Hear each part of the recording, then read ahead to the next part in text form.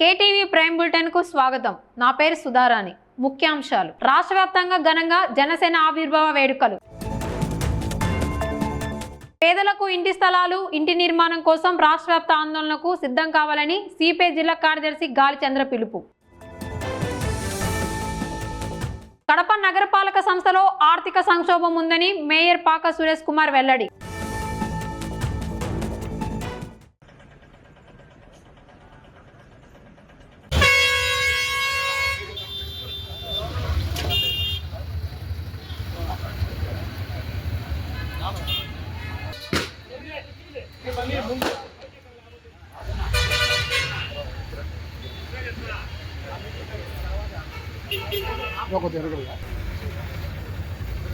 ఇట్లా చూడనా,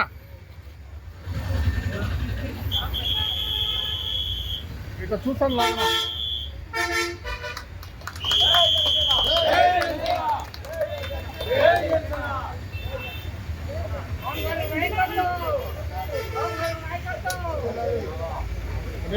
లేదా పవన్ కళ్యాణ్ గారి నాయకత్వం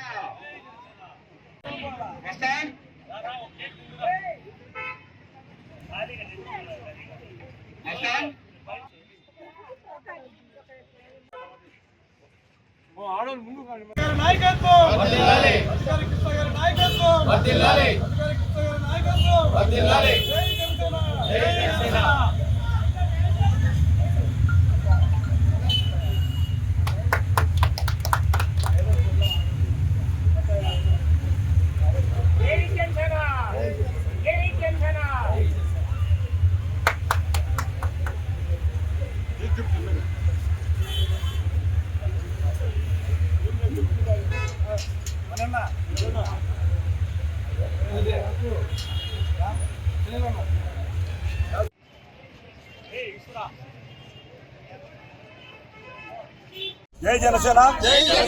ఈ రోజు మీడియా మిత్రులకు అందరికీ పేరు పేరున నా నమస్కారం. ఎందుకంటే మీడియా మిత్రులు ఏం జరిగినా ప్రపంచ వ్యాప్తంగా చూపించే వ్యక్తులు కాబట్టి ఫస్ట్ మనం గౌరవించాలి. ఈరోజు జనసేన ఆవిర్భావ దినోత్సవం 12వ సంవత్సరం కంప్లీట్ చేసుకుని 13వ సంవత్సరంలో అడుగుపెడుతున్నాం కాబట్టి ఈరోజు జనసేన 13వ పుట్టినరోజు. అందుకోసం పార్టీని బలోపేతం చేసుకునేందుకు మనం అందరము కృషి చేసి ఆయన శ్రీ కొండెల పవన్ కళ్యాణ్ గారికి అండదండగా మనమంతా ఆయన అడుగు వేసుకుంటూ వెనకబడుతుంటే పార్టీ ఇంకా కూడా బలపడుతూ ముందుకెళ్తుంది.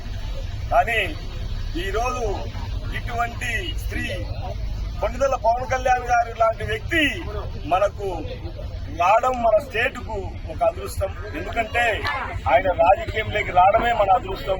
ఎందుకంటే ప్రజలు బీద బలహీన పడిన వ్యక్తులను చాలా మందిని చేదోడు ఓదోడుగా ఉంటూ నేను సైతం అంటూ ఎంటుంటే వ్యక్తి శ్రీ కొండెల పవన్ కళ్యాణ్ గారు. ఈరోజు చిన్న ఉదాహరణకు మనం చూస్తాం, చాలా మంది లీడర్లు ఆవిర్భావ దినోత్సవం అంటే సభలు పెట్టుకుని ఏసీలు కూర్చొని ప్రెస్ మీట్లు పెట్టుకుంటారు. కానీ మన కొండెల పవన్ కళ్యాణ్ గారు ఈరోజు ఆయన 2.5 కిలోమీటర్ ఎండలో పాదయాత్ర చేస్తున్నాడు. ఎందుకంటే అక్కడ కొండల్లో పాడేరు ఏరియాలో ట్రైబల్స్ ఉన్న ఏరియాలో అక్కడ రోడ్లు లేవని బాధపడి కొంతమంది విద్యార్థులు మాకు చాలా ఇబ్బందిగా ఉంది, నడిచిపోవాలని చాలా సమస్యగా ఉందని అడిగితే సొంతంగా ఆయన రోడ్డు వేయించి అక్కడ ఆ పిల్లలకు రోడ్డు వేయించినామని వాళ్లకు తెలియజేసేందుకు ఆయన ఈరోజు పాదయాత్ర చేస్తున్నాడు. అక్కడ ఇప్పుడు కూడా మోస్ట్లీ లైవ్లో నడుస్తూ ఉండొచ్చు. అటువంటి వ్యక్తి శ్రీ కొండెల పవన్ కళ్యాణ్ గారు మన స్టేట్లోకి ఆయన రాజకీయం చేయడం అనేది మన అందరి అదృష్టం. కానీ ఈ 2 సంవత్సరాల్లో గడిచిన 2 సంవత్సరాల్లో ఎన్నో రోడ్లు, ఎన్నో నీటి సమస్యలు ఉన్న ఊర్లలో కొత్త లేటెస్ట్ మిషనరీస్, లేటెస్ట్ టెక్నాలజీతో ఈరోజు వాటర్ ఇచ్చేదానికి కానీ రోడ్లు కానీ పల్లెల్లో ఇక్కడ రోడ్లు లేదనే విధంగా రోడ్లు వేసేదానికి ప్రయత్నం చేస్తున్నాయి. 2 సంవత్సరాల్లో ఇంతవరకు 20 సంవత్సరాల్లో జరిగినంత అభివృద్ధి 2 సంవత్సరాల్లో జరిగింది. అటువంటి వ్యక్తి మన పవన్ కళ్యాణ్ గారు. తీసుకున్న శాఖల్లో ఎక్కడే కానీ సింగిల్ పైసా అంతా ఎక్కడే కానీ అవినీతి జరగకూడదని, అవినీతి చేయకూడదని ఆలోచించి అతను మన శాఖలకి సార్ తీసుకున్న శాఖలను నడుపుతున్నాడు. ఎందుకంటే ఈరోజు పంచాయతీరాజ్ డిపార్ట్మెంట్ అంటే ఆల్మోస్ట్ ఆల్ మన పల్లె వాతావరణానికి చెందిన రైతులు కానీ చిన్న చిన్న పని చేసుకున్న వాళ్ళు కానీ రకరకాల చిన్న చిన్న కుటుంబాలకు సంబంధించిందే పంచాయతీరాజ్ డిపార్ట్మెంట్ అంటే. ఆ పంచాయతీరాజ్ డిపార్ట్మెంట్ కానీ ఎన్విరాన్మెంట్ కానీ ఫారెస్ట్ కానీ చిన్న వాటర్ సంబంధించిన కానీ ఆర్డబ్ల్యూసీ ఇటువంటి అన్ని పోతుంటే సార్ తీసుకొని ఇన్ని చేయాలా. పేద బలిహీన పడిన వర్గాలను మనమంతా చేదోడు ఓదోడుగా ఉండి అందరికీ వాళ్ళ అవసరాలు తీర్చాలనే ఆలోచనలో ఆయన మినిస్ట్రీ తీసుకున్నాడు. కానీ ఇంతవరకు కూడా ఇప్పుడు కూడా ఈ రోజు సినిమాలు తీస్తున్నాడు సార్ అంటే ఎందుకు తీసుకున్నా అంటే పవన్ కళ్యాణ్ గారు ఈ రోజు కూడా ఆయన కష్టపడిన సొమ్ము ప్రజలకు పెట్టాలి, దోచుకొని తెచ్చిన సొమ్మును ప్రజలు పెట్టకూడదనే ఆలోచనలో ఆయన దోచుకునే ఆలోచనలో ఆయన లేడు. ఆయన కష్టపడిన సొమ్మే ఇప్పుడు కూడా ప్రజలకు పెట్టాలనే ఆలోచనలో ఉన్నాడు. ఈరోజు గవర్నమెంట్ వచ్చి మన కూటమి ప్రభుత్వం వచ్చి మన ప్రభుత్వం వచ్చి 2 సంవత్సరాలు జరుగుతుంది. ఇంతవరకు ఎక్కడే కానీ చిన్న మచ్చ లేకుండా శ్రీ పవన్ కళ్యాణ్ గారు ఈరోజు కూడా ఆయన ఇన్ని శాఖలు తీసుకొని ఎక్కడే కానీ మచ్చ లేకుండా నడుపుతున్నాడు. అటువంటి వ్యక్తి శ్రీ కొంజల పవన్ కళ్యాణ్ గారు. ఇటువంటి వ్యక్తితో ఈ పార్టీలో ఉండడం మా అందరి అదృష్టం. మేమైతే మరో ఒక శ్రీరామచంద్రులాగా శ్రీ పవన్ కళ్యాణ్ గారిని మేమంతా తలుచుకుంటున్నాం. అటువంటి వ్యక్తి మళ్ళా రామరాజ్యం వస్తుంది, రామరాజ్యం చేస్తాడు, ఆ రామరాజ్యాన్ని సృష్టిస్తాడని మా అందరి ఆలోచన. అటువంటి వ్యక్తికి ఈరోజు మా అందరి తరఫున 13వ ఆవిర్భావ దినోత్సవ సందర్భంగా శ్రీ కొనిదెల పవన్ కళ్యాణ్ గారి డిప్యూటీ సీఎం గారికి మేమందరం శుభాకాంక్షలు తెలియజేస్తున్నాం. జై జనసేన, అత్తిగారి కృష్ణన్న గారి నాయకత్వం. అర్హులైన పేదలకు ఇంటి స్థలం, ఇండ్లు మరియు సాగు భూమి ఇవ్వాలని డిమాండ్ చేస్తూ మార్చి 24న సిపిఐ చేపట్టిన రాష్ట్ర వ్యాప్త ఆందోళనను విజయవంతం చేయాలని సిపిఐ జిల్లా కార్యదర్శి గాలి చంద్ర పిలుపునిచ్చారు. కడపలోని సిపిఐ కార్యాలయంలో నిర్వహించిన గోడపత్రాల విడుదల కార్యక్రమంలో ఆయన మాట్లాడారు. ఎన్నికల హామీల ప్రకారం పట్టణాల్లో 2 సెంట్లు, గ్రామాల్లో 3 సెంట్లు ఇంటి స్థలం ఇవ్వడంతో పాటు ఇంటి నిర్మాణానికి 5 లక్షల ఆర్థిక సాయం అందించాలని ప్రభుత్వాన్ని డిమాండ్ చేశారు. టిడ్కో ఇళ్లను లబ్ధిదారులకు అప్పగించడం, భూమి లేని నిరుపేదలకు సాగు భూమి పంపిణీ చేయాలని కోరారు. ఈ కార్యక్రమంలో సిపిఐ జిల్లా కార్యవర్గ సభ్యులు కేసి బాదుల్లా, ఎన్ విజయలక్ష్మి, జి వలరాజు, మునయ్య, లింగన్న తదితరులు పాల్గొన్నారు. ఆంధ్రప్రదేశ్ రాష్ట్రంలో అర్హులైనటువంటి పేదలందరికీ ఇండ్లు, ఇంటి స్థలం, సాగు భూమితో పాటు నిర్మాణ దశలో ఉన్నటువంటి టిడ్కో ఇళ్లను లబ్ధిదారులకు స్వాధీనం చేయాలని డిమాండ్ చేస్తూ భారత కమ్యూనిస్ట్ పార్టీ సిపిఐ తలపెట్టినటువంటి రాష్ట్ర వ్యాప్త ఆందోళనలో భాగంగా ఈ నెల 24వ తారీఖున జిల్లా వ్యాప్తంగా ఆందోళన చేయాలని చెప్పి ఈ సందర్భంగా పిలుపునిస్తూ ఉన్నాం. పాలక ప్రభుత్వాలు ఎన్నికల ముందు రాష్ట్రంలో అర్హులైన పేదలందరికీ ఇండ్లు, ఇంటి స్థలం, రేషన్ కార్డు, పెన్షను, మౌలిక సదుపాయాలతో పాటు అన్ని రకాల వసతులు కల్పిస్తామని చెప్పి ఎన్నికల్లో చెప్పడం, ఎన్నికల్లో ఓట్లు దండుకొని అధికారంలోకి వచ్చిన తర్వాత చేసిన ఏ ఒక్క వాగ్దానం కూడా అమలు చేసేటువంటి క్రమంలో ఇవాళ పాలక ప్రభుత్వాలు లేవు. గత ప్రభుత్వంలో పేదలకు ఇచ్చేటటువంటి 1 సెంటు స్థలం సరిపోదు, ఇంటి నిర్మాణానికి అయ్యేటటువంటి 1,80,000 ఏమాత్రం సరిపోదని మేము అధికారంలోకి వస్తే పట్టణాలలో 2 సెంట్లు, గ్రామాలలో 3 సెంట్లు, ఇంటి నిర్మాణానికి 4 లక్షలు ఇస్తామని చెప్పినటువంటి కూటమి ప్రభుత్వం, చంద్రబాబు నాయుడు ప్రభుత్వం ఇవాళ అధికారంలోకి వచ్చి 2 సంవత్సరాలైనా కూడా ఇప్పటికీ ఎక్కడే కానీ ఇంటి స్థలాల కేటాయింపు కానీ ఇంటి నిర్మాణానికి సంబంధించినటువంటి చర్యలు ఎక్కడే కానీ చేపట్టకపోగా భారత కమ్యూనిస్ట్ పార్టీ తలపెట్టినటువంటి దశల వారి ఆందోళనకు ఎట్టకేలకు ఒక జీవో రిలీజ్ చేసింది. ఆ జీవో ఏంటంటే జీవో నంబర్ 23 ప్రకారం ఎవరే కానీ ఈ రాష్ట్రంలో ఇంటి స్థలం పొందాలంటే ఇది వరకు ఎక్కడే కానీ ఇంటి స్థలం వాళ్ళ పేరుతో పొంది ఉండకూడదు. ఈవెన్ గత ప్రభుత్వంలో జగనన్న కాలనీలలో ఇంటి స్థలం పొంది బలవంతంగా కేటాయించబడి ఇండ్లు కట్టుకోకపోయినా వాళ్ళకి ఈ ప్రభుత్వ విధానం ప్రకారము 2 సెంట్లు 3 సెంట్ల ఇంటి స్థలం అర్హులకు కాదు అనేటువంటి జీవో నంబర్ 23 తీసుకొచ్చింది. జీవితంలో ఎప్పుడే కానీ ఎక్కడే కానీ వాళ్ళ ఇంటి పేరుతో వాళ్ళ పేరుతో ఇంటి పన్ను కావచ్చు, కరెంటు బిల్లు కావచ్చు, ఏవి ఉండకూడదు అనేటువంటి షరతులు సామాన్యులకు ఇవాళ ఎక్కడే కానీ స్థలం వచ్చేటువంటి ప్రశ్నే లేదు. పైగా పోయిన ప్రభుత్వమే 32 లక్షల మందికి ఇంటి పట్టాలు 1 సెంటు అని చెప్పి ఇంటింటి సర్వే చేసి ఇచ్చిన తర్వాత ఇప్పుడు వచ్చినటువంటి జీవో ప్రకారం ఎవరికి కూడా అర్హులయ్యేటువంటి ప్రశ్నే లేదు. కాబట్టి ప్రభుత్వము చంద్రబాబు నాయుడు ఆలోచన విధానం అంతా కూడా నిరంతరము ఎన్నికల ముందు ఒక ఆలోచన, ఎన్నికలు అయిన తర్వాత ఇంకొక విధానం అనేటువంటిది అమలు చేస్తూ ఉన్నాడు. అవకాశవాద రాజకీయాలు మానుకోవాల్సినటువంటి అవసరం ఉంది. ఇప్పటికైనా ప్రభుత్వము తక్షణము ఇంటి స్థలాలకు సంబంధించినటువంటి సూపర్ 6లో భాగంగా పట్టణాలలో 2 సెంట్లు, గ్రామాలలో 3 సెంట్లు, గ్రామీణ ప్రాంతాల్లో భూమి లేని నిరుపేదలకు 2 ఎకరాల సాగు భూమి మంజూరు చేయాల్సినటువంటి అవసరం, బాధ్యత ఇవాళ ఉంది. ఇంకోవైపు పేదలకు జాగా ఇవ్వడానికి నిరాకరిస్తున్నటువంటి పాలక ప్రభుత్వాలు, అధికార యంత్రాంగము ఇవాళ విలువైనటువంటి ప్రభుత్వ వంక, వాగు, చెరువు, రస్తా, అసైన్డ్, దేవాదా, ఈనాం, వక్ఫ్ బోర్డు, అటవీ భూములు, శ్మశానాలను కూడా వదలకుండా ఆక్రమించుకొని అమ్ముకొని సొమ్ము చేసుకునేటువంటి డీకేటీ మాఫియాకు ఇవాళ అధికారులు, అధికార పార్టీ నేతలు కొమ్ము కాస్తూ ఉన్నారు. వాళ్ళు జోలికి పోకుండా ఉంటా ఉన్నారు. కానీ పేదల కాడికి వచ్చేటప్పటికి దశాబ్దాల తరబడి 2 సెంట్లు జాగాలో ఇంట్లో వేసుకొని నివాసం ఉంటున్నటువంటి వాళ్లకు పట్టాలు ఇవ్వడానికి అనేక షరతులు పెడతారు. 2 ఎకరాల భూమి పాస్బుక్ ఇవ్వడానికి అనేక షరతులు పెడతారు. కానీ ఇవాళ కూటమి ప్రభుత్వం, చంద్రబాబు నాయుడు అయిన వారికి, వాళ్ళ బంధువులకు ₹1,00,000 1 ఎకరా 6 లక్షలు 7 లక్షలు విలువ చేసే భూములు మాత్రం ఏకదాటిగా కట్టబెట్టుకుంటా పోతూ ఉన్నారు.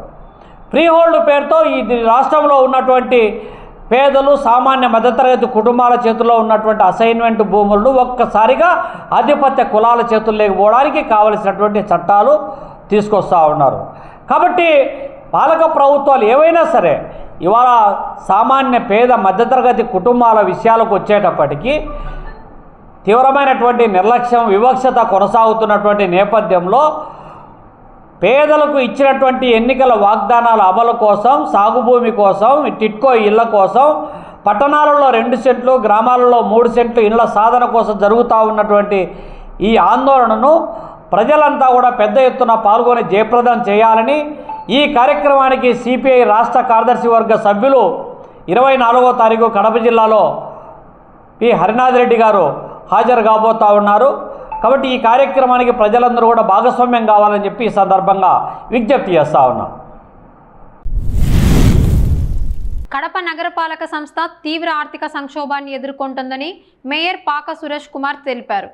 ప్రభుత్వం నుంచి రావాల్సిన నిధులు విడుదల కాకపోవడంతో మౌలిక సదుపాయాల కల్పనతో ఇబ్బందులు ఎదురవుతున్నాయని చెప్పారు. రిజిస్ట్రేషన్ శాఖ నుంచి రావాల్సిన 54 కోట్లు, అమృత్ పథకం కింద 17 కోట్లు ఇంకా విడుదల కాలేదన్నారు. ఈ సమస్యలపై ముఖ్యమంత్రి మరియు మంత్రులకు లేఖలు రాసినట్లు మేయర్ వెల్లడించారు. కడప నగరపాలక సంస్థ యొక్క ఆర్థిక పరిస్థితి చాలా తీవ్రమైన ఆర్థిక సంక్షోభంలో ఉండడం, అలాగే ప్రభుత్వం నుంచి రావాల్సినటువంటి నిధులు సక్రమంగా గత కొద్ది రోజులుగా విడుదల కాకపోవడం వల్ల కార్పొరేషన్ నిత్యావసరాలు, అలాగే మన ప్రజలకు అవసరమైన మౌలిక సదుపాయాలు కల్పించడంలో చాలా ఇబ్బందులు పడుతుందని గతంలోనే మేము జనరల్ బాడీ మీటింగ్ జరిగినప్పుడు దాదాపుగా 54 కోట్ల రూపాయలు బకాయిలు, అలాగే అమృత్ స్కీమ్కి సంబంధించి దాదాపుగా 17 కోట్ల రూపాయల అమౌంట్ విత్హెల్డ్లో ఉండి అది రీఎంబర్స్ కాక అమృత్ స్కీమ్ ఇప్పుడు ప్రశ్నార్థకంగా మారిన పరిస్థితి ఉంది. అంతేకాకుండా మన కార్పొరేషన్కి సంబంధించిన మ్యుటేషన్కి సంబంధించిన డబ్బులైతేనేమి, అలాగే ఈ బిల్డింగ్ అప్లికేషన్ ఫీజెస్, అలాగే బీపీఎస్ ఎల్ఆర్ఎస్కి సంబంధించిన డబ్బులు కూడా రీఎంబర్స్ కాని పరిస్థితిలో ఉన్నాం. వీటన్నిటి ఒక ఎత్తు అయితే ఈ క్లాప్ ప్రోగ్రాం మా నగరపాలక సంస్థకు మరొక బర్డన్గా మారిన పరిస్థితి. ఎందుకంటే గతంలో మనం చెత్త పన్ను వసూలు చేసే కార్యక్రమం చేస్తున్నాం. దాంతో ఒక 50% 60% నిధులు సమకూర్చే పరిస్థితి ఉన్నాయి.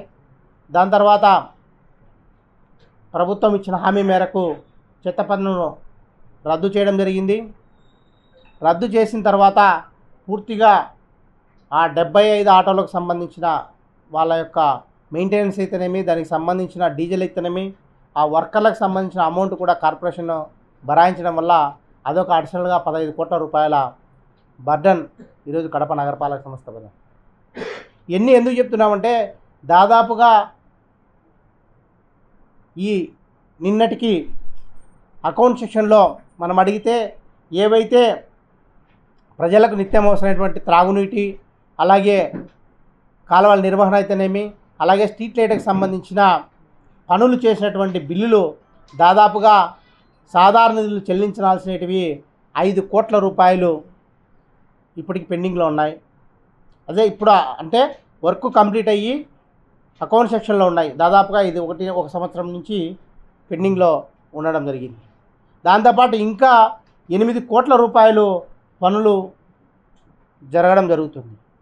అంతేకాకుండా ఇంకొక 11 కోట్ల రూపాయలు టెండర్స్ కూడా పూర్తి చేసుకొని దాదాపుగా 4-5 నెలల నుంచి అవుతున్నా కూడా కాంట్రాక్టర్లు ముందుకు రాని పరిస్థితి. ఎందుకంటే సాధారణ నిధులతో పనులు చేస్తే మనకు బిల్లులు రావు అన్న ఉద్దేశంతో కాంట్రాక్టర్లు కూడా ముందుకు రాని పరిస్థితి. అవి టెండర్లు కొన్ని పిలిస్తే 4 కాళ్ళు 5 కాళ్ళు 6 కాల్స్ కూడా పిలిచినా ఎవరు రాని పరిస్థితి. ఎందుకంటే నిత్యం ప్రజలకు అవసరమైన ఎసెన్షియల్ పెట్టినా కూడా ఎవరు కాంట్రాక్టర్ పనిచేయని పరిస్థితిలో ఈరోజు కడప నగరపాలక సంస్థ ఉంది. వీటన్నిటికీ కారణం ఏదంటే ప్రభుత్వం ఏదైతే నిధులు మనకు హక్కుగా రావాల్సిన నిధులు రాకపోవడము, అలాగే కార్పొరేషన్ మీద అధిక బర్డన్ పడ్డం. ఏదైతే ఇవి మన బయట కార్పొరేషన్ యొక్క నిర్వహణ కాకుండా ఏవైతే గడ్డికోట ఉత్సవాలకైతేనేమి, అలాగే అనేక గవర్నమెంట్ ప్రోగ్రామ్స్కి అయితేనేమి, నిన్న మహిళా దిన ఇట ప్రతి ఒక్క గవర్నమెంట్ ప్రోగ్రాంకు మున్సిపల్ కార్పొరేషన్ మీదనే బటన్ పడడం జరుగుతుంది. ఎందుకంటే గతంలో మనకు అనేక నిధులు ప్రభుత్వం నుంచి వచ్చే కార్యక్రమాలు ఉన్నాయి. ఏవైతే డిఎంఎఫ్ అయితేనేమి, వీటన్నీ కూడా ఇప్పుడు రాకపోవడం వల్ల ప్రభుత్వం చేసే కార్యక్రమాలకు కూడా మున్సిపల్ కార్పొరేషన్ నిధులు కేటాయించాల్సిన అవసరం వస్తుంది. వీటన్నిటి వల్ల నిజంగా ఏదైతే ప్రజలకు అవసరం ఉందో వాటిని మనం ఇప్పుడు ప్రజలకు చేరువ చేయలేని పరిస్థితిలో కడప నగరపాలక సంస్థ ఉందని చెప్పేసి మేము ప్రభుత్వానికి గతంలోనే మన గౌరవ ముఖ్యమంత్రి చంద్రబాబు నాయుడు గారికి లేఖ రాయడం జరిగింది. అలాగే మన మినిస్టర్ నారాయణ గారికి అయితేనేమి, అలాగే సిడిఎంఏ గారికి అయితేనేమి, అలాగే ప్రతి ఒక్కరి దృష్టికి కూడా ఈ పరిస్థితి తీసుకొని గత 3 నెలల నుంచి తీసుకోవడం జరుగుతుంది. ఇప్పుడే ఈ పరిస్థితి మార్చి దాటిన తర్వాత ఏదైతే మనకు ఈ సమ్మర్లో త్రాగునీటికి సమస్యలు వచ్చినా కానీ, ఇంకోటి సమస్య వచ్చినా కానీ మనం మన దగ్గర మినిమం అమౌంట్ అనేది కూడా మెయింటైన్ చేసేదానికి అమౌంట్ కూడా ఈరోజు కడప నగరపాలక సంస్థలో రాబో కాలంలో ఉంది. ఈ మార్చిలో ఎందుకంటే అంతో ఇంతో ట్యాక్స్ అసెస్మెంట్స్ వస్తున్నాయి కాబట్టి ఆ అసెస్మెంట్కి సంబంధించిన డబ్బులు క్రెడిట్ అవుతున్నాయి కాబట్టి దాంతో మనము మినిమం ఈ 2-3 నెలలు సర్దుకోత తర్వాత మార్చి నుంచి మళ్ళీ ఒక 6 నెలల వరకు అసెస్మెంట్స్ అనేటివి మనకు పన్నుల రూపంలో వచ్చే పరిస్థితి ఉండదు. అప్పుడు మినిమం జీతాలు ఇవ్వలేని పరిస్థితి కూడా మన కడప నగరపాలక సంస్థకి ఏర్పడే పరిస్థితి. దాదాపు ఇప్పటికే 3 నెలల నుంచి ఏవైతే అడిషనల్ వర్కులకు జీతాలు ఇవ్వడం లేదు, అవి మొన్న ఈ మార్చి కాబట్టి పన్నులు వచ్చింటే కనుక కేటాయించడం జరిగింది. రాబో కాలంలో జీతాలు ఇచ్చే పరిస్థితి కూడా ఈ కడప నగరపాలక సంస్థకు ఉండదని చెప్పేసి మేము మీ దృష్టికి తీసుకొస్తున్నాం. అంతేకాదు దాంతోపాటు ఏదైతే ఇప్పుడు ప్రాపర్టీ ట్యాక్స్ మనం వసూలు చేస్తున్నామో దానికి సంబంధించి మనకు దాదాపుగా మొండి బకాయిలు ఏమున్నాయో అప్పుడు ఉన్నటువంటి సూర్యసాయి ప్రవీణ్ చంద్ర సార్ గారు ఉన్నప్పుడు కొంచెం స్పెషల్ డ్రైవ్ చేసి ఏవైతే టాప్ మనకు మొండి బకాయిలు ఉన్నాయో వాటన్నిటినీ కూడా చాలా మటుకు క్లియర్ చేయడం జరిగింది. ఇంకా ఇప్పటికి కూడా కొన్ని మొండి బకాయిలు ఉన్నాయి. దాన్ని కమిషనర్ గారు ఈ వారంలో స్పెషల్ డ్రైవ్ పెట్టడం జరిగింది. ఎందుకంటే మార్చి ఎండింగ్ కాబట్టి తప్పకుండా ఎవరైతే పెద్దలు ఉన్నారో ముఖ్యంగా, ఎందుకంటే మా వాళ్ళు పేద ప్రజల మీద ఒత్తిడి తెస్తున్నారు తప్ప పెద్దవాళ్ళ మీద ఒత్తిడి తీసుకురావాలని చెప్పి మొన్ననే జరిగిన మీటింగ్లో కమిషనర్ గారు మేము ఎవరైతే రెవెన్యూ డిపార్ట్మెంట్ సెక్షన్ పన్నులు వసూలు ఉంటారో వాళ్ళందరికీ కూడా చెప్పడం జరిగింది. దాంతోపాటు ఆల్ డిపార్ట్మెంట్ హెడ్స్తో ఒక టాస్క్ ఫోర్స్ ఏర్పాటు చేసి ఎవరైతే టాప్లో ఏవైతే బకాయిలు ఉంటాయో వాళ్ళను ఈ డిపార్ట్మెంట్ హెడ్లు వెళ్ళి వసూలు చేసే విధంగా చేయమని చెప్పేసి వారం రోజుల నుంచి చెప్పడం జరిగింది. దీనిలో భాగంగానే మొన్న ఇవన్నీ రివ్యూ చేస్తుంటే మా దృష్టికి వచ్చిన విషయం ఏమిటంటే, ఏదైతే మనం ప్రభుత్వ రంగ సంస్థల నుంచి దాదాపుగా మనం బకాయిలు ఉన్నటువంటి ఒక్కసారి చూస్తే నిజంగా మనకు నిర్వీర్యమయ్యే పరిస్థితి ఉన్నాం. ఎందుకంటే దాదాపుగా 76,96,96,00,000 రూపాయలు మన ఏదైతే ప్రభుత్వ రంగ సంస్థల నుంచి మన మున్సిపల్ కార్పొరేషన్కు రావాల్సిన బకాయిలు పెండింగ్లో ఉన్నాయి. గతంలో దాదాపుకి ఇంకా ఎక్కువ ఉంటే అప్పుడున్నటువంటి కమిషనర్ గారు గవర్నమెంట్తో మాట్లాడి కొన్ని డిపార్ట్మెంట్స్ ఏవైతే సెంట్రల్ గవర్నమెంట్ డిపార్ట్మెంట్స్ ఉంటాయో వాటితో, అలాగే ఏవైతే ఇన్కమ్ సోర్స్ ఎక్కువ ఉంటాయో ఆ డిపార్ట్మెంట్తో మాట్లాడి దాదాపుగా 9 నుంచి 10 కోట్లు అప్పుడు ఆయన రాబట్టడం జరిగింది. దాని తర్వాత ఇవన్నీ కూడా మొండి బకాయిల మాదిరి పెరిగి మనకు ఊరికే అసెస్మెంట్ రూపంలో చూపిస్తున్నాం తప్ప ఇవి మనకు కలెక్షన్ అయ్యే రూపంలో ఉన్నది. ఉదాహరణకు మనకు రిమ్స్కి సంబంధించి దాదాపుగా 26 కోట్ల రూపాయలు మనకు బకాయి ఉండే పరిస్థితి ఉంది. పోలీస్ డిపార్ట్మెంట్ వచ్చేసి 8 కోట్ల రూపాయలు దాదాపుగా పెండింగ్లో ఉంది. అలాగే R&B డిపార్ట్మెంటు 3,50,00,000 రూపాయలు పెండింగ్లో ఉంది. Irrigation department 3,50,00,000. అలాగే కలెక్టర్ ఆఫీసు 3,43,00,000. జిల్లా పరిషత్ సంబంధించి 2,56,00,000. ఫారెస్ట్ డిపార్ట్మెంట్ నుంచి 1,71,00,000. రెవెన్యూ డిపార్ట్మెంట్ నుంచి 1,44,00,000. పాలిటెక్నిక్ కాలేజ్ సంబంధించి 1,43,00,000. గురుకుల పాఠశాల నుంచి 1,29,00,000. జ్యుడిషియల్ డిపార్ట్మెంట్ నుంచి 1,11,00,000. ఏపీఐఏఎస్ నుంచి 1,00,00,000 రూపాయలు.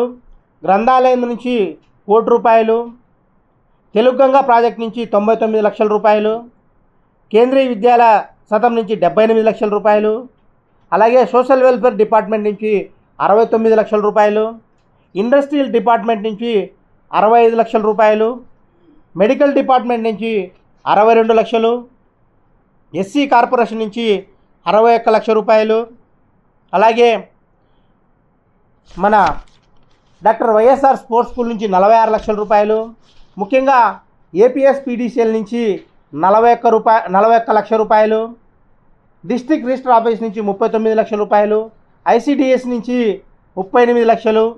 ఇలాగా ప్రతి ఒక్క డిపార్ట్మెంట్ ఏడీ మార్కెట్ నుంచి 30,00,000 రూపాయలు. శిల్పారామం నుంచి 28,00,000 రూపాయలు.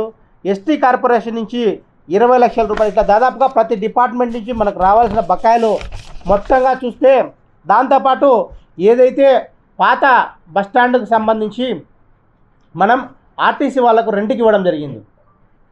ఆ రెంట్ దాదాపుగా 3,23,00,000 రూపాయలు ఇప్పటికీ మనకు బకాయిలు ఉన్నాయి. ఏవి వాటికి రూమ్స్ కాకుండా మనం ఆ ప్రాపర్టీ మున్సిపల్ కార్పొరేషన్కి సంబంధించింది కాబట్టి దానికి సంబంధించి ఓల్డ్ బస్ స్టాండ్ నడుపుకోవడానికి ఏపీఎస్ఆర్టీసీ మనం లీజ్ బేసిస్తో గతంలో ఎప్పుడో ఇవ్వడం జరిగింది. దానికి సంబంధించి గతంలో వాళ్ళు కొంత పేమెంట్ పెట్టడం జరిగింది. దాదాపుగా ఈ మధ్యకాలం నుంచి 3,23,00,000 రూపాయలు పెండింగ్లో ఉంది. అలాగే ఏపీఎస్డిసిఎల్ వాళ్ళది 4,05,00,000 రూపాయలు పెండింగ్లో. వీటన్నింటి కలుపుకుంటే 76,96,96,00,000 రూపాయలు మన ప్రభుత్వ రంగ సంస్థ నుంచి మా కార్పొరేషన్కి రావాల్సిన నిధులు. గతంలో ఏదైతే ఉందని చెప్పానో స్టాంప్ డ్యూటీ వీటికి సంబంధించి అది 94 కోట్లు, ఇదొక 74 కోట్ల రూపాయలు మనకు కార్పొరేషన్కు రావాల్సిన నిధులు రాకపోవడం వల్లనే ఈ దుస్థితి ఏర్పడింది. వీటన్నిటిని కూడా కూలంకషంగా ప్రభుత్వం దృష్టికి, అలాగే ముఖ్యమంత్రి గారి దృష్టికి, అలాగే సిడిఎంఏ గారి దృష్టికి కూడా ఉత్తరాలు రాయడం జరుగుతుంది. తప్పకుండా ఈ నిధుల్లో మనం ఏదైతే మనం వసూలు చేసుకుంటేనే రాబో కాలంలో నగరపాలక సంస్థకు మనం ప్రజలకు మినిమం మౌలిక సదుపాయాలు కల్పించే వారం అవుతామని చెప్పేసి కూడా మీ ద్వారా అందరికీ తెలియజేస్తున్నాం. కాబట్టి ఇప్పటికైనా ప్రభుత్వము ఇమ్మీడియట్లీగా ఫేస్డ్ మ్యాటర్లో సరే వీటన్నిటికీ కూడా బకాయిలు చెల్లించే కార్యక్రమం చెల్లించాలని చెప్పేసి మీ ద్వారా మేము రిక్వెస్ట్ చేసుకుంటున్నాం. అదే కాదు, మనం గమనించాల్సింది అంటే ఇప్పుడు ఏపీడీసీ వాళ్ళు 4 కోట్ల రూపాయలు మనకు బాకీ ఉన్నా కూడా కడప నగరపాలక సంస్థ దాదాపుగా ప్రతి నెల 1,35,00,000 రూపాయల కరెంటు బిల్లు చెల్లిస్తున్నాం. మాకు 28 రోజుల లోపల చెల్లించకుంటే, నేను ఈ మధ్య కాలంలో కొంచెం గమనిస్తే సర్ఛార్జ్ అంటే ఇన్ టైంలో మేము డబ్బులు కట్టకపోవడం వల్ల ఈ 10-11 నెలల్లో దాదాపుగా 1,60,00,000 రూపాయలు పెనాల్టీ రూపంలో కట్టడం జరిగింది ఏపీఎస్సీసీ. అంటే మా దగ్గర ఫండ్స్ అవైలబుల్లో లేవు కాబట్టి వాళ్ళకి నెలకు బిల్లు చెల్లించాలి. బిల్లు చెల్లించినప్పుడు సర్ఛార్జీ దాదాపుగా 2.3% 3.21% వాళ్ళు అపరాధ రుసుమేసి కడుతున్నారు. అట్టాడిది ఆ డబ్బులు సర్ఛార్జీ కట్టిందే దాదాపుగా 2 కోట్ల రూపాయలు. అంటే ఇంత బర్డన్ కడప నగరపాలక సంస్థ, ఇంతమంది ప్రజలను మెయింటైన్ చేసిన నగరపాలక సంస్థను మనం కాపాడుకోవాల్సిన పరిస్థితి మా అందరి మీద ఉంది, ముఖ్యంగా ప్రభుత్వం మీద ఉంది.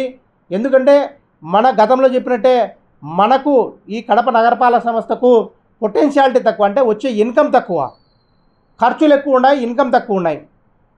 బేసిక్గా ఎందుకంటే మనము ఈ త్రాగునీటికి సంబంధించి దాదాపుగా డబుల్ పంపింగ్ సిస్టమ్ పెట్టడం వల్ల మిగిలిన అన్ని కార్పొరేషన్లో సింగిల్ పంపింగ్ సిస్టంతో వాటర్ మనకు చేరువవుతాయి. కానీ మన నగరపాలక సంస్థలో మనకున్న సోర్స్ లింగంపల్లి నుంచి లోయర్ ట్యాంక్ బండ్కు బండి కనుమకు, లోయర్ బండి కనుమ నుంచి అప్పర్ బండి కనుమకు అంటే 2 సార్లు లిఫ్ట్ చేయాల్సిన అవసరం ఉంది. దీంతోనే మన కరెంటు బిల్లు, ఈ వాటర్ మెయింటెనెన్స్ ఛార్జెస్ ఎక్కువ వస్తున్నాయి అని చెప్పి గతంలో కూడా గుర్తించడం జరిగింది. కాబట్టి మేము ప్రభుత్వాన్ని ఒకటే నివేదిస్తున్నాం, ఇమీడియట్లీగా ఏవైతే మన హక్కుగా రావాల్సినటువంటి స్టాంపు డ్యూటీ, అలాగే మ్యూటేషన్ ఫీజులు, బీపీఎస్ ఎల్ఆర్ఎస్కి సంబంధించిన డబ్బులు, అలాగే మన బిల్డింగ్ అప్లికేషన్కి సంబంధించిన ఆ డబ్బులు కూడా ఇమీడియట్లీగా విడుదల చేయాలి. దాంతోపాటు ఏవైతే ఇన్ని రోజుల నుంచి కూడా బకాయిలు ఉన్నాయో ఈ ప్రభుత్వ రంగ సంస్థల నుంచి మాకు రావాల్సిన పన్నులు, అలాగే వెకెంట్ లాస్ట్లు కూడా ఇమ్మీడియట్గా ఫేస్డ్ మ్యాటర్లో కనీసం మొత్తం లేకుండా కానీ దాన్ని విడతల వారీగా మా మున్సిపల్ కార్పొరేషన్కు రియంబర్స్ చేస్తేనే మన మున్సిపల్ కార్పొరేషన్ ముందుకు పోసాగుతుందని చెప్పేసి ప్రభుత్వానికి విజ్ఞప్తి చేసుకుంటున్నాం. ఇవి దాదాపుగా ప్రభుత్వ రంగ సంస్థల నుంచి అయితే కనుక కొన్ని సంస్థల నుంచి 10 ఏళ్ళ నుంచి 12 ఏళ్ళ నుంచి పెండింగ్ ఉన్నాయి, కొన్ని 20 ఏళ్ళ నుంచి పెండింగ్ ఉన్నాయి, కొన్ని ఈ 3-4 సంవత్సరాలకు నేను మన రివ్యూ పెట్టినప్పుడు ఏమి ఇవ్వలేదంట. ఇప్పుడు ప్రభుత్వానికి ఒక ఉత్తరం లెటర్ రాసినారంట. +1 వాళ్ళ డిపార్ట్మెంట్లకు కూడా అందరికీ నోటీసులు కూడా సర్వ్ చేస్తున్నామని చెప్పడం జరిగింది. నేను మొన్న ఇవన్నీ కూడా నాకు 3 రోజుల ముందు ఈ టాస్క్ ఫోర్స్ ఏర్పాటు చేసి ఎవరైతే బకాయిలు ఉన్నాయో ఆ లిస్టు తీసుకుంటే అప్పుడు బయటపడిన ఇష్యూస్. రేపే మీటింగ్ మాట్లాడి, ఎందుకంటే స్టాండింగ్ కౌన్సిల్లో కోర్టు కేసులో ఉందని దాదాపు నిలబెట్టడం అయితే వాస్తవమే. దాంతోపాటు ఈ కోర్టు కేసులకు సంబంధించి దాదాపు లక్షల రూపాయలు మనం ఫీజులు పెడుతున్నాం తప్ప స్టాండింగ్ కౌన్సిల్ నుంచి సరైన అవుట్పుట్ అనేది రాలేదని చెప్పేసి మా దృష్టికి వచ్చింది. కమిషనర్ గారికి చెప్పి మీరు చెప్పిన ఏదైతే చట్టంలో ఉందో ఆ చట్ట ప్రకారము వాళ్ళకు నోటీస్ ఇచ్చి ముందు మనకు రియంబర్స్ అంటే కోర్టులో తెగినాపొద్దు, ఎవరికి తెగితే వాళ్ళ దగ్గర నుంచి వసూలు చేసి వీళ్ళకి రియంబర్స్మెంట్ చేసే జరుగుతుందనే పద్ధతిలో చేయొచ్చేమో. చట్టం ఏం చెప్తుందో దాని ప్రకారం పిలిపించి స్టాండింగ్ కౌన్సిల్తో కూడా మాట్లాడి మొండి బకాయిలు ఏమన్నా వాటిని కూడా రాబట్టే కార్యక్రమం చేస్తున్నారు.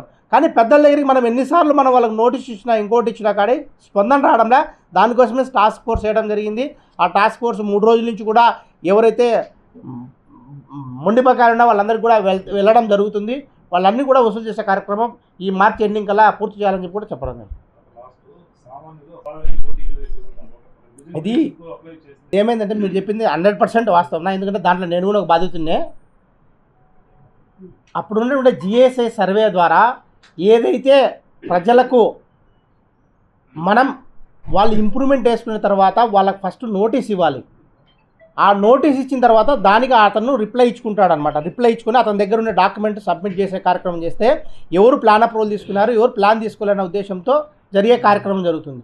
కానీ అప్పుడు జిఎస్ఐ సర్వే అయిన తర్వాత ఒక్కసారిగా ఎవరికి నోటీసు లేకుండా పన్ను డిమాండ్ చేసి దాదాపుగా 5 సంవత్సరాలు ఆపేసి 3,000, 4,000 వచ్చేవారికి 20,000, 30,000, 50,000, ₹1,00,000 వచ్చి వాళ్ళకు ఇచ్చే కార్యక్రమం జరిగింది. దాంట్లో కొంతమంది భయపడి కట్టినారు, కొంతమంది ఆర్పీలు పెట్టడం జరిగింది. ఆర్పీ పెట్టినప్పుడు ఏదైతే వాడు ఇండ్లు ప్లాన్ తీసుకోకుండా ఎప్పుడో 90లోనో 95లోనో ఇండ్లు కట్టుకొని ఉంటాడు, దానిపైన ఒక చిన్న పోర్షన్ కట్టుకున్నా కానీ దాని మొత్తానికి కూడా పన్ను వేసాం, వీళ్ళు పెనాల్టీ సహా పన్ను వేయడం జరిగింది. దానికి కూడా మేము ఒకటే చెప్పాం, ఎవరైతే ప్రజలు ఉన్నారో అటువంటివన్నీ నేనున్నప్పుడు ఈ 3 నెలల్లో దాదాపుగా 78 ఆర్పీ పిటిషన్లు నాకే వచ్చినాయి. వాటన్ని కూడా దాదాపు 40-30 షార్ట్అవుట్ చేశాం. ప్రజల్లో నిజంగా అవగాహన ఇంకా రావాలి, ప్రతి ఒక్కరూ ప్రశ్నించే తత్వం రావాలి. అనవసరంగా పన్నులు పడినప్పుడు అవసరమైతే కార్పొరేషన్కు మీరు కోర్టుకు అయినా వెళ్ళే పరిస్థితి ఉండాలి. ఎందుకంటే అది చాలా తప్పు. వాళ్ళకు నోటీస్ ప్రాథమికంగా వాళ్ళకి ఇవ్వాల్సిన నోటీస్ ఇవ్వకుండా ఒకేసారి మనము 50,000 వచ్చింది 60,000 వచ్చింది ఇచ్చే రైట్ కార్పొరేషన్కి లేదు. అది మా అధికారులకు కూడా చెప్పడం జరిగింది, ఎక్కడా జరగలేదని వాళ్ళు అంటున్నారు. కానీ ప్రజల నుంచి అయితే విపరీతమైన ఇది వస్తుంది. దాని మీద దాదాపుగా 12 నుంచి 13 కోట్ల రూపాయలు అసెస్మెంట్లో పెంచడం జరిగింది. వాటిని సహేతుపదంగా పెంచమని చెప్పి అధికారులకు నేను కార్పొరేటర్గా ఉన్నప్పుడు జనరల్ బాడీ మీటింగ్లో కొట్లాడడం జరిగింది. అప్పుడు రిప్రజెంటేషన్ ఇవ్వడం జరిగింది. ఇప్పుడు కూడా దాని మీద నేను మొదటిగా మేయర్ అయినప్పుడు ఎవరైనా అటువంటి ఉంటే నా దృష్టికి తీసుకొని రండి అని అధికారులకి పిలిపించి ఏవైతే వాళ్ళ దగ్గర డాక్యుమెంట్ ఉంటాయో, ప్లాన్ అప్రూవల్ ఉంటే, లేకపోతే పాతది ఏదైనా ఉంటే కనుక అవన్నీ తీసుకొచ్చి రెక్టిఫై చేయడం. దాదాపుగా 30-40 అప్లికేషన్ రెక్టిఫై చేశాం. ఇంకా ఎవరైనా ఉన్నా అది మన హక్కు, రివిజన్ పిటిషన్ పెట్టే హక్కు పౌరునిగా మనకుంది. ఏదైతే అనాథరైజ్డ్గా డబ్బులు వేశారో దాని మీద ఫైట్ చేయండి. దానికి ఎప్పుడు కూడా మేమంతా ఎల్లప్పుడూ కూడా మద్దతే ఉంటామని చెప్పి కూడా తెలియజేస్తున్నాం. రంజాన్ మాసాన్ని పురస్కరించుకొని బద్వేల్ పట్టణంలోని ఫాతిమా మసీదులో నిర్వహించిన ఇఫ్తార్ విందుకు కడప జిల్లా DCC bank chairman, Telugu Desam party రాష్ట్ర ఉపాధ్యక్షులు సూర్యనారాయణ రెడ్డి హాజరయ్యారు. ఈ సందర్భంగా ముస్లిం సోదరులతో కలిసి ప్రత్యేక ప్రార్థనలో పాల్గొని అనంతరం ఇఫ్తార్ విందును స్వీకరించారు.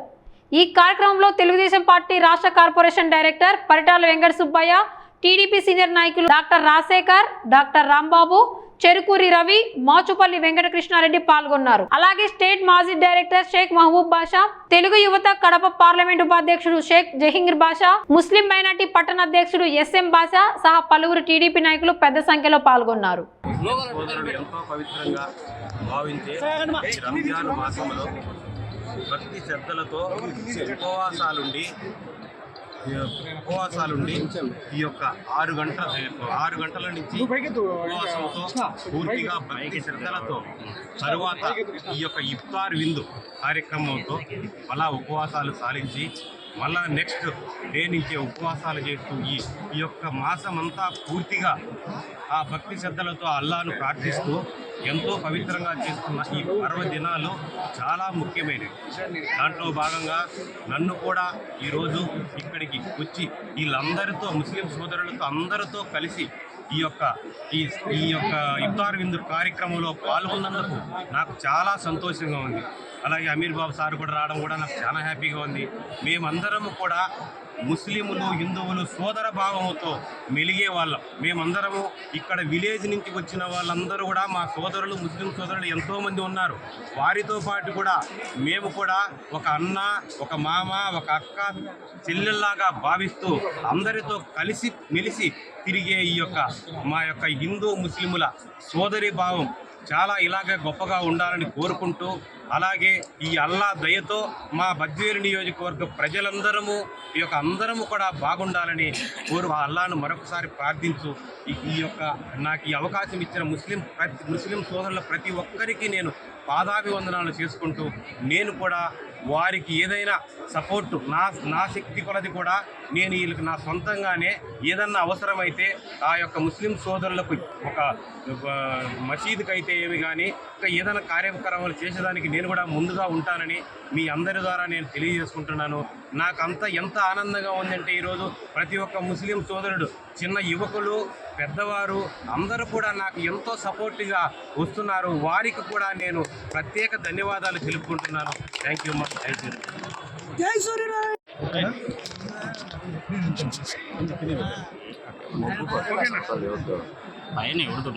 అందరికీ నమస్కారములు. అస్సలాము అలైకుం రహమతుల్లాహి వబరకాతుహు. చాలా సంతోషము.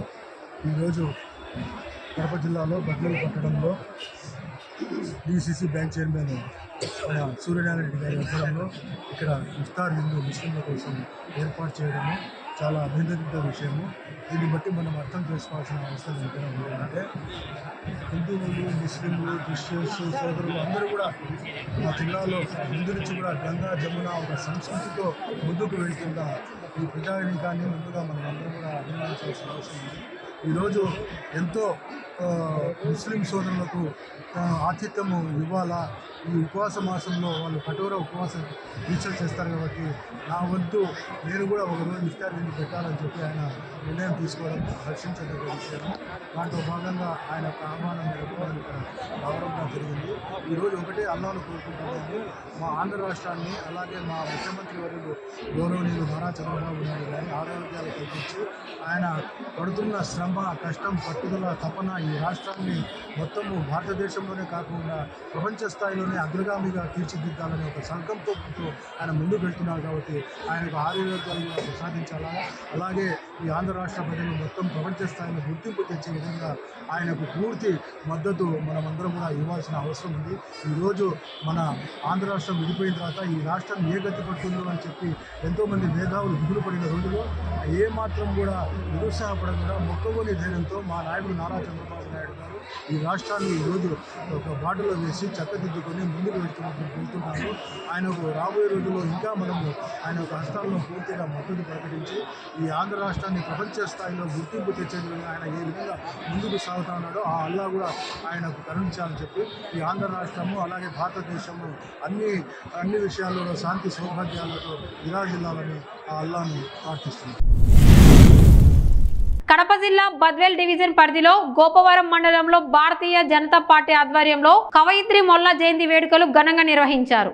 ఈ కార్యక్రమానికి ముఖ్య అతిథిగా బీజేపీ ఓబీసీ రాష్ట్ర అధ్యక్షులు గోపి శ్రీనివాసులు హాజరయ్యారు. ముందుగా గోపవరం మండలంలోని హరిత టూరిజం వద్ద ఉన్న మొల్లమాంబ విగ్రహానికి పూలమాలలు వేసి నివాళులు అర్పించారు. అనంతరం ర్యాలీగా మొల్ల జన్మస్థలమైన గోపవరానికి చేరుకొని జయంతి వేడుకలను అట్టహాసంగా నిర్వహించారు.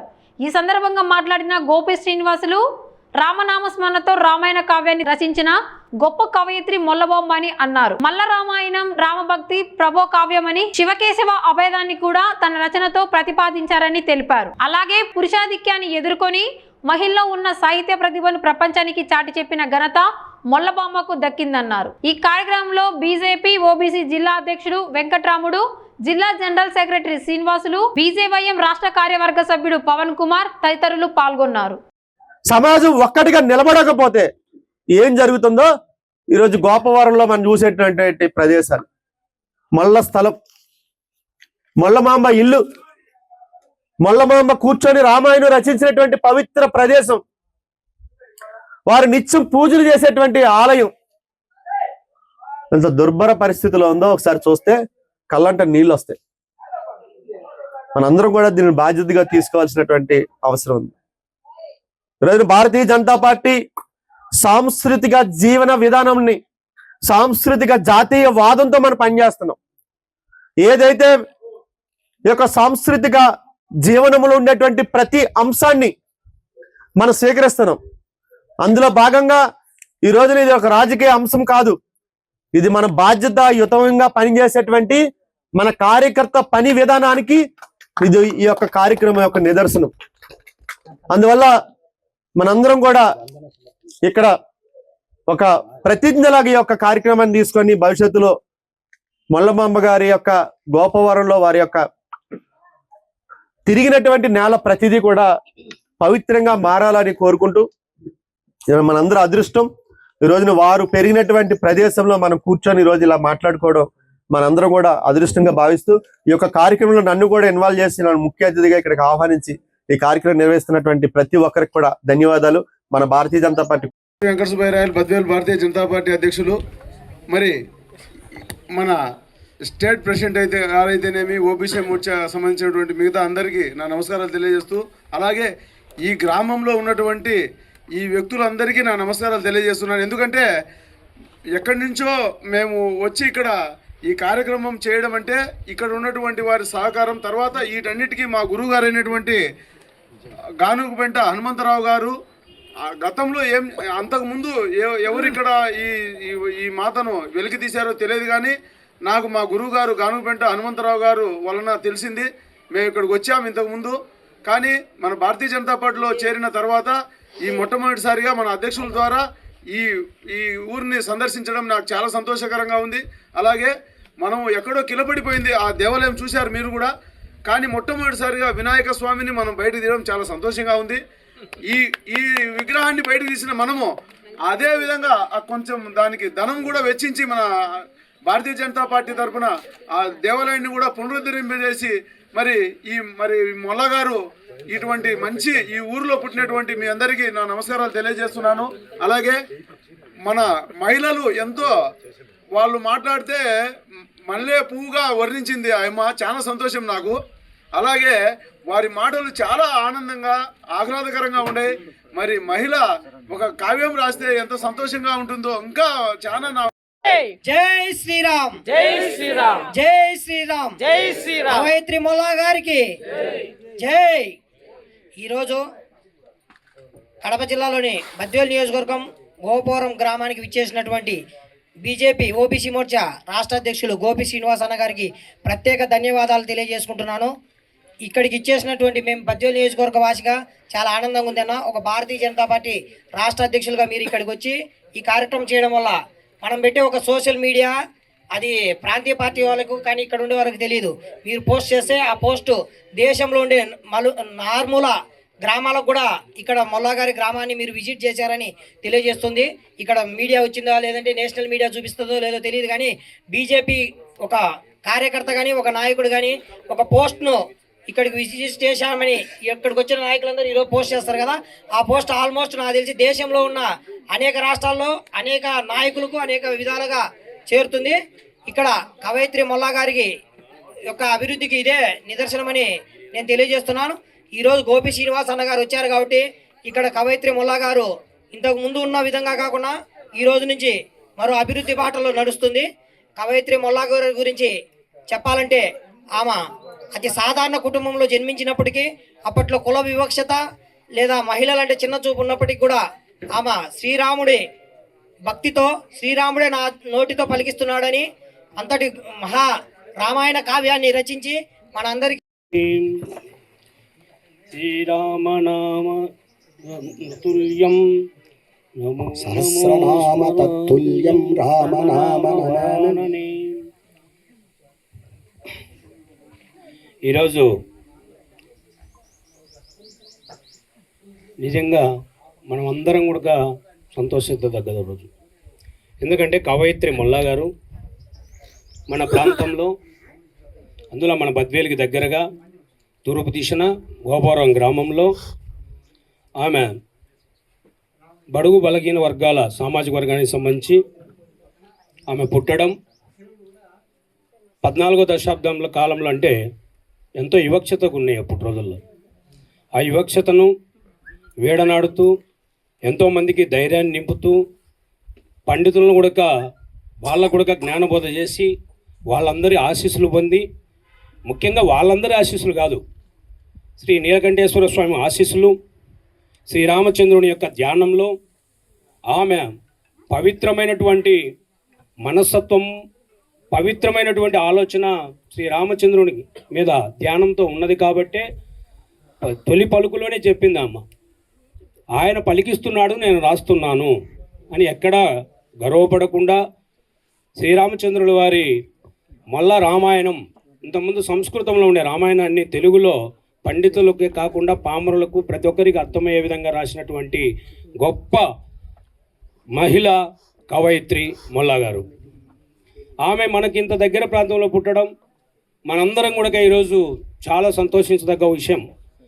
అందున మన భారత రాష్ట్రపతి, మన భారత ప్రధానమంత్రి, మన రాష్ట్ర ముఖ్యమంత్రి అందరూ కూడా ఈరోజు మన కవయిత్రి మొల్లా గారిని ఆమె జయంతిని ప్రభుత్వ లాంఛనాలతో చేపట్టడం అనేది మనమందరం గౌరవించదగ్గ విషయం. ఎందుకంటే భారతీయ జనతా పార్టీ సాంస్కృతిక సాంప్రదాయాలకు నిలువెత్తు నిదర్శనం. మన భారతీయ జాతీయ భావజాలంతో సాంస్కృతిక సాంప్రదాయ కార్యక్రమాల్లో భారతీయ జనతా పార్టీ ముందుకు పోతుందనే దానికి ఇది ఒక నిదర్శనం. ఆమె మహిమాన్వితురాలు, అది అందరికీ సర్వోచిత దిగితం, అందరికీ తెలిసిన విషయమే. కాకపోతే ఆమె జయంతిని ఈరోజు మనం రాష్ట్ర ప్రభుత్వం ఏర్పాటు చేయడంలో భారతీయ జనతా పార్టీ పాత్ర, ఎన్డీఏ కూటమి పాత్ర చాలా విశిష్టంగా ఉందని మనందరికీ తెలియజేసుకుంటూ, వేసవి కాలంలో ప్రజల దాహార్తి తీర్చేందుకు లోక సంస్థ హ్యూమన్ రైట్స్ ప్రొటెక్షన్ కౌన్సిల్ ఆధ్వర్యంలో పొద్దుటూరు పట్టణంలో చలివేంద్రాన్ని ప్రారంభించారు. గాంధీ రోడ్లోని పోసిన కాంపౌండ్లో ఏర్పాటు చేసిన చలివేంద్రాన్ని ప్రొద్దుటూరు 1 టౌన్ సిఐ కొండారెడ్డి ప్రారంభించారు. ఈ సందర్భంగా సిఐ కొండారెడ్డి మాట్లాడుతూ మండుతున్న ఎండల్లో చల్లని త్రాగునీరు అందించడం, గొప్ప సేవ అని అన్నారు. ఇలాంటి మానవ సేవ కార్యక్రమాలు చేపట్టడం అభినందనీయమని తెలిపారు. రాయలసీమ చైర్మన్ పి శ్రీనివాసులు మాట్లాడుతూ ప్రజల సంక్షేమం కోసం సంస్థ ఎల్లప్పుడూ సేవా కార్యక్రమాలు నిర్వహిస్తుందని తెలిపారు. కార్యక్రమంలో ఏపీ చైర్మన్ జె శ్రీనివాసులు, జిల్వా advisor Akumalla Pranay Kumar, joint secretary Satyakumar, vice chairman T Shilpa, Sujatha, Aruna, Subbarayudu, Sridhar, Venkat తదితరులు పాల్గొన్నారు. ఈ సందర్భంగా ప్రజలకు చల్లని నీరు, మజ్జిగ, జ్యూస్ పంపిణీ చేశారు. ప్రాప్తిరస్తు మీరు దర్శనం చేసుకోండి. మా ఆయుష్ ఆరోగ్యం ఐశ్వర్య ప్రాప్తిరస్తు. జయ హో జయ కొండారెడ్డి గారికి. కొండారెడ్డి అంటే వెంకటేశ్వర స్వామి కొండల దేవుడు.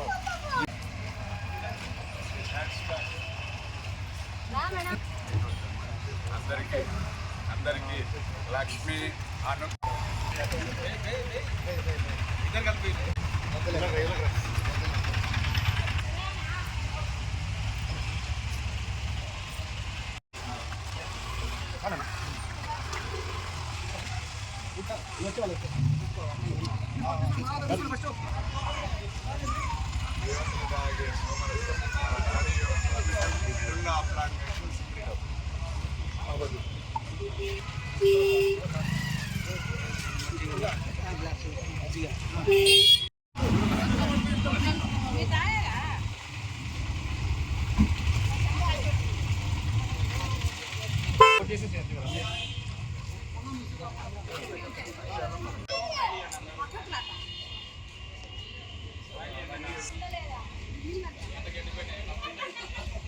ఓకేనా?